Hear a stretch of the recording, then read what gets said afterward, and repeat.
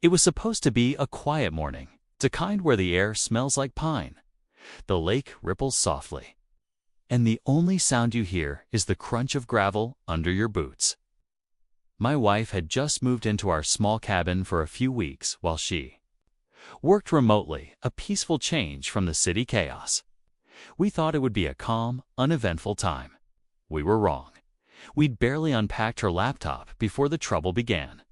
The cabin is part of a small, gated community with its own homeowners association, and let's just say, one particular member takes her duties very seriously. You know the type, clipboard in hand, eyes scanning every driveway like she's guarding national security. Around here, people just call her the HOA Karen. On that first morning, my wife stepped outside to take a call for work. She was wearing simple jeans and a hoodie, hair tied back, minding her own business. Out of nowhere, Karen appeared at the edge of the property, frowning like my wife had just committed some unspeakable crime. She started firing off questions. Who are you? Do you live here? Are you even allowed to be on this property? My wife, being polite, tried to explain she was staying at our own cabin. But apparently, that wasn't good enough. Within minutes, Karen was on the phone with the police.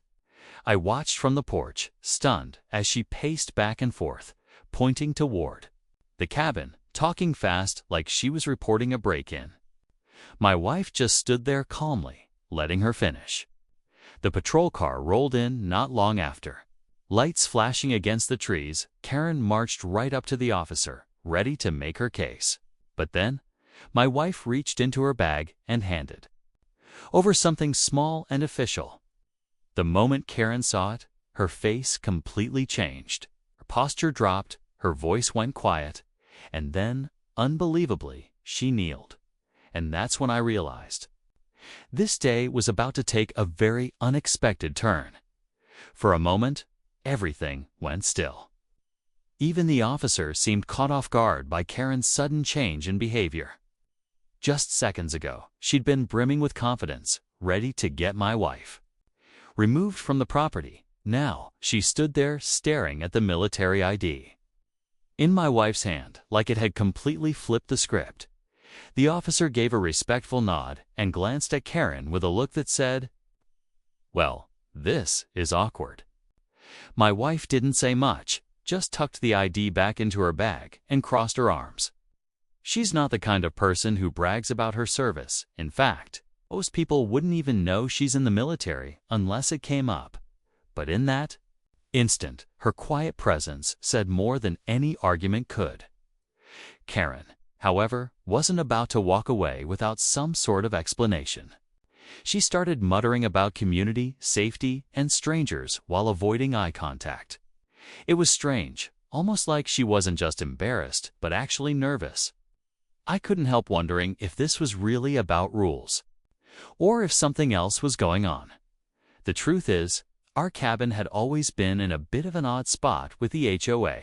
Technically, we follow all their guidelines, but it's tucked farther back than most homes, almost hidden by the trees. That means less visibility and apparently more suspicion from certain neighbors. Over the years, we'd heard whispers about unapproved visitors and unreported activity in this part of the community. But no one ever gave details. As the officer politely asked a few more questions, I caught Karen glancing toward the woods, like she was checking for something. Her voice was quieter now, but there was still this edge to it, like she was trying to cover up a bigger concern. My wife answered calmly, not giving away a thing. The officer eventually thanked us for our time, but Karen stayed rooted to the spot, her expression unreadable. The whole thing should have been over, but instead, it felt like the start of something. Whatever Karen thought she was protecting this neighborhood from, I had a feeling we were about to find out. After the officer left, the forest seemed to quiet. Even the wind had settled, like the trees were holding their breath. My wife and I exchanged a look, the kind where you don't have to say a word because you're both thinking the same thing. Something wasn't right. Karen lingered for a moment longer, her eyes darting toward the tree line again before she finally walked off. But it wasn't the casual stroll of someone who had just made a mistake. It was brisk, clipped, almost like she needed to get somewhere fast. I watched her disappear down the gravel road, but the way she kept glancing over, her shoulders stuck with me. That night, my wife set up her workstation near the big front window. She had meetings scheduled early the next morning, but I could tell she was distracted. We kept the porch light on, more out of instinct than anything. Every so often, she'd look up from her screen and scan the shadows outside. I started to feel it too, that prickly sensation when you know you're being watched. Over the next 2 days, the tension only grew. Karen didn't come by again, but we noticed a dark SUV parked just past the gate more than once. It wasn't a vehicle we recognized from the neighborhood. At first, I thought it might just be a delivery driver lost in the area, but the engine never ran, and it always seemed to be there right after my wife finished her calls. Then there was the other strange thing. A neighbor we barely knew stopped by with a covered dish, saying she'd heard about the incident and wanted to check in. She kept her voice low, almost like she didn't want anyone else to hear her. When I asked what she meant, she hesitated and muttered something about problems with outsiders and how the HOA was keeping an eye on things. We thanked her for the food, but when she left, my wife leaned in and whispered, "She knows something. They all do." I didn't argue, because deep down, I already suspected this was about way more than just an overzealous HOA complaint. By the third night, the air around the cabin felt heavier, like the whole place was holding a secret we weren't supposed to know. My wife worked late, the glow from her laptop casting soft light across the room while the rest of the cabin stayed dark. Outside, the forest seemed darker than usual, shadows stretching deeper between the pines. Around midnight, we heard the crunch of gravel, not the slow, even steps of a hiker. These were quick, careful, almost deliberate. My wife froze mid-sentence on her call, slowly taking off her headset. We exchanged a glance, both listening. The sound stopped just outside, near the porch. I stepped quietly to the window and peeked through the blinds. At first, I didn't see anything, just the faint glimmer of the porch light on the railing. Then, a flash of movement. Someone was standing just beyond the light's reach, their figure barely visible. They weren't moving toward us, but they weren't leaving either, just watching. I felt that same prickling at the back of my neck. Whoever it was didn't make a sound, and the stillness became unbearable. My wife moved toward her bag, where I knew she kept her ID and a few other essentials. It wasn't panic in her eyes, it was something sharper, more calculating. Suddenly, from down the road, a beam of headlights swept through the trees.